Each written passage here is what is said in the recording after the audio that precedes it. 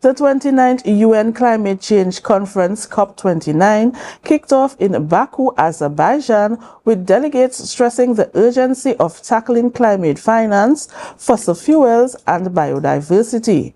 Additionally, the United Nations Secretary-General Antonio Guterres mandated world leaders to ensure they arrived at an action plan for climate financing and funding climate justice for developing nations.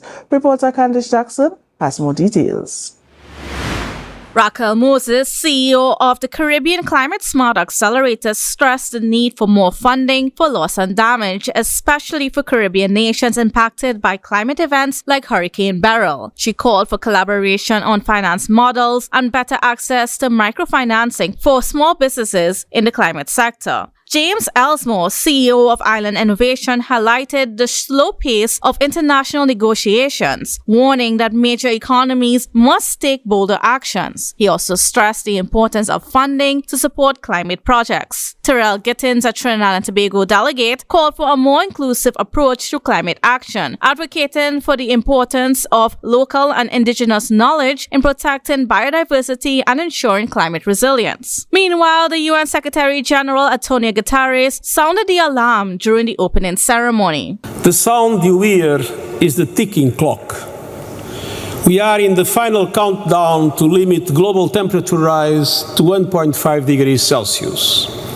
And time is not on our side. Guterres painted a grim picture of the realities that developing nations like Trinidad and Tobago face because of climate change. Families running for their lives before the next hurricane strikes. Biodiversity destroyed in sweltering seas. Workers and pilgrims collapsing in insufferable heat. Floods tearing through communities and tearing down infrastructure. Children going to bed hungry as droughts ravage crops. Despite the slow commitment to fulfilling climate financing mandates, Guterres is sure that COP29 would be the game changer. COP29 must tear down the walls of climate finance. Developing countries must not leave Baku empty-handed. A deal is a must, and I'm confident it will be reached.